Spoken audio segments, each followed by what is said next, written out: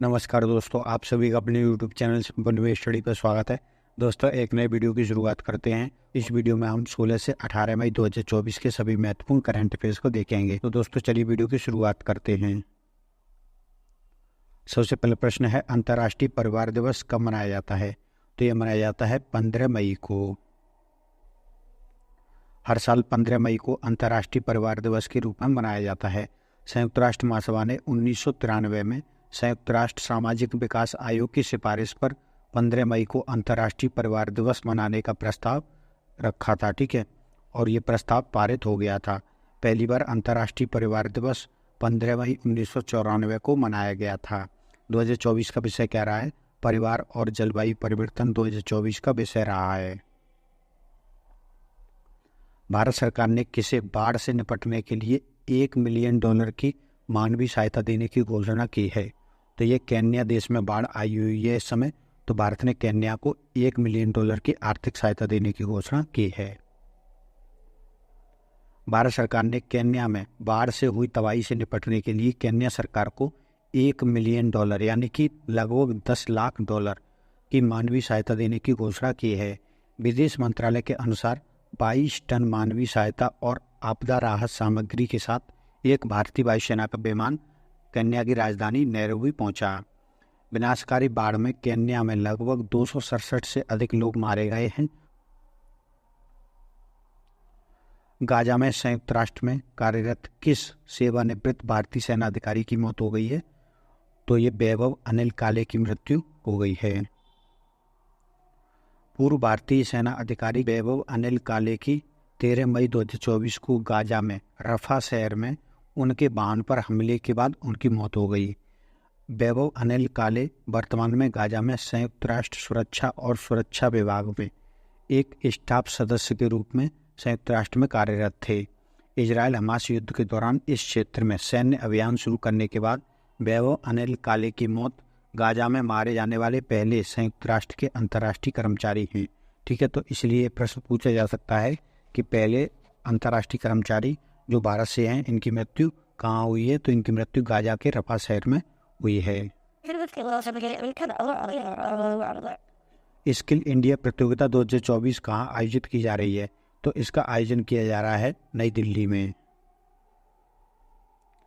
देश की सबसे बड़ी कौशल प्रतियोगिता इंडिया स्किल्स 2024 15 मई 2024 को नई दिल्ली में शुरू हुई। ठीक है, और इसका आयोजन 15 से 18 मई 2024 तक 61 श्रेणियों में राष्ट्रीय कौशल विकास निगम यानी NSDC द्वारा किया गया। यह हर 2 साल में आयोजित की जाती है। इस प्रतियोगिता में प्रतिभाशाली छात्रों का चयन किया जाएगा और उन्हें सितंबर 2024 में लियोन, फ्रांस में आयोजित होने वाली वर्ल्ड स्किल्स प्रतियोगिता 2024 में भारत का प्रतिनिधित्व करने के लिए उद्योग विशेषज्ञों के द्वारा आगे का प्रशिक्षण प्रदान किया जाएगा। वर्ल्ड स्किल्स प्रतियोगिता हर 2 साल में आयोजित की जाती है।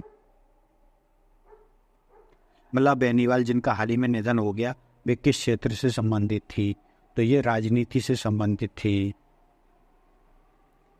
राजस्थान की पहली महिला मंत्री कमला बेनीवाल का 15 मई 2024 को जयपुर, राजस्थान में निधन हो गया। वे 97 वर्ष की थी। 1954 में 27 साल की उम्र में वे मोहनलाल सुखांडिया सरकार में मंत्री बनी थी, राजस्थान सरकार में। ठीक है, बाद में ये गुजरात और त्रिपुरा की राज्यपाल भी रही थी। अब हम इसी प्रकार के अन्य तथ्य देख लेते हैं। तो किसी राज्य की विधानसभा की पहली महिला अध्यक्ष कौन थी? तो सन्नो देवी थी, जो हरियाणा विधानसभा की अध्यक्ष रही थी। लोकसभा की पहली महिला अध्यक्ष कौन बनी थी? तो मीरा कुमार बनी थी। भारत की पहली महिला राज्यपाल कौन थी? तो सरोजनी नायडू थी। भारत की पहली महिला मुख्यमंत्री तो ये सुचेता कृपलानी थी। भारत की पहली महिला प्रधानमंत्री कौन थी? तो इंदिरा गांधी बनी थी 1966 में। भारत की पहली महिला राष्ट्रपति कौन बनी थी? प्रतिभा पाटिल बनी थी भारत की राष्ट्रपति। भारत में पहली महिला कैबिनेट मंत्री कौन थी? तो अमृत कौर बनी थी भारत की पहली महिला कैबिनेट मंत्री। सुनील छेत्री ने हाल ही में संन्यास की घोषणा की है। वे किस खेल से संबंधित हैं? तो वे फुटबॉल से संबंधित हैं। भारत के सबसे प्रसिद्ध फुटबॉल खिलाड़ी सुनील छेत्री ने घोषणा की है कि वे 6 जून 2024 को कोलकाता के साल्ट लेक स्टेडियम में कुवैत के खिलाफ भारत के मैच के बाद अंतर्राष्ट्रीय फुटबॉल से संन्यास ले लेंगे। ठीक है, तो इन्होंने संन्यास की घोषणा कर दी है। सुनील छेत्री वर्तमान में भारतीय पुरुष फुटबॉल टीम, ठीक है, तो भारतीय जो पुरुष फुटबॉल टीम है उसे ब्लू टाइगर्स भी कहा जाता है, तो पुरुष फुटबॉल टीम के कप्तान हैं और इनकी जर्सी का नंबर है नंबर 9। इन्हें 2013 में अर्जुन पुरस्कार, 2019 में पद्मश्री और 2021 में राजीव गांधी खेल रत्न पुरस्कार से भी सम्मानित किया जा चुका है। भारतीय वायुसेना ने किस पोर्टेबल हॉस्पिटल का सफल परीक्षण किया है? तो भीष्म पोर्टेबल हॉस्पिटल का सफल परीक्षण किया है भारतीय वायुसेना ने। भारतीय वायुसेना ने भीष्म पोर्टेबल क्यूबस नामक एक प्रकार के पोर्टेबल अस्पताल का सफल परीक्षण किया है। वायुसेना ने आगरा में इन पोर्टेबल क्यूब का सफल परीक्षण किया, तो इसका परीक्षण आगरा में किया। लगभग 1500 फीट की ऊंचाई से इस पोर्टेबल अस्पताल को ज़मीन पर लैंड कराया गया, ठीक है, ज़मीन पर लैंड कराया गया और यह अस्पताल महज 12 मिनट में जो है बन करके तैयार हो गया और ये वाटर प्रूफ और बेहद हल्का है, ठीक है। इसमें एक साथ 200 लोगों का इलाज किया जा सकता है, ठीक है। जो 20वीं प्रोजेक्ट है इसे स्वास्थ्य मंत्रालय, रक्षा मंत्रालय और राष्ट्रीय सुरक्षा परिषद की टीम ने संयुक्त रूप से विकसित किया है।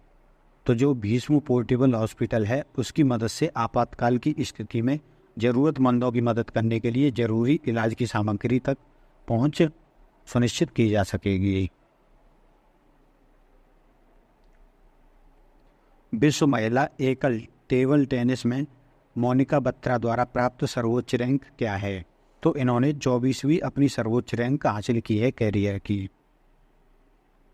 मोनिका बत्रा दुनिया की शीर्ष 25 रैंक वाली महिला एकल खिलाड़ियों में शामिल होने वाली भारत की पहली महिला टेबल टेनिस खिलाड़ी बनी हैं।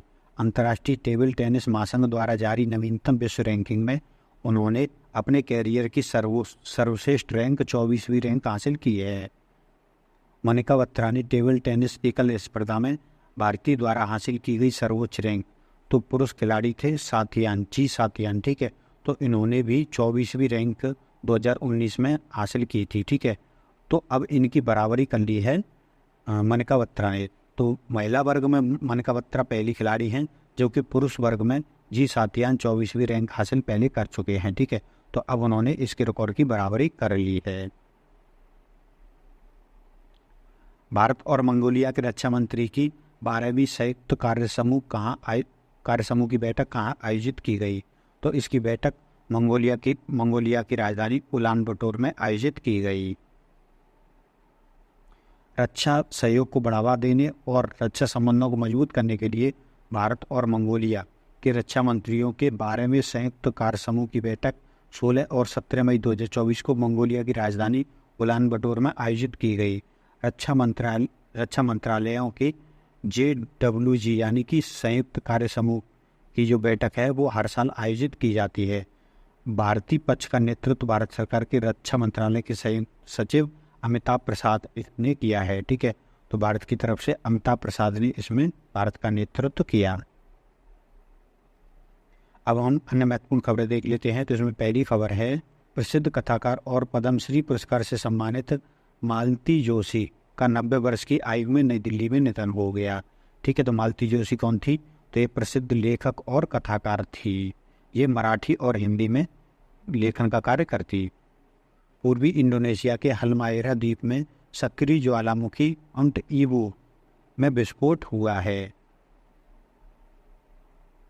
सीनियर वकील कपिल सिब्बल ने सुप्रीम कोर्ट बार एसोसिएशन के अध्यक्ष के रूप में चुनाव जीत लिया है। श्रीलंका में यूपीआई से भुगतान करने के लिए भारत के फोन पे और श्रीलंका के श्रीलंका पे ने साझेदारी की है। तो दोस्तों ये थी हमारी 16, 17 और 18 मई 2024 की सभी महत्वपूर्ण करंट अफेयर्स। इस वीडियो में फिलहाल इतना ही।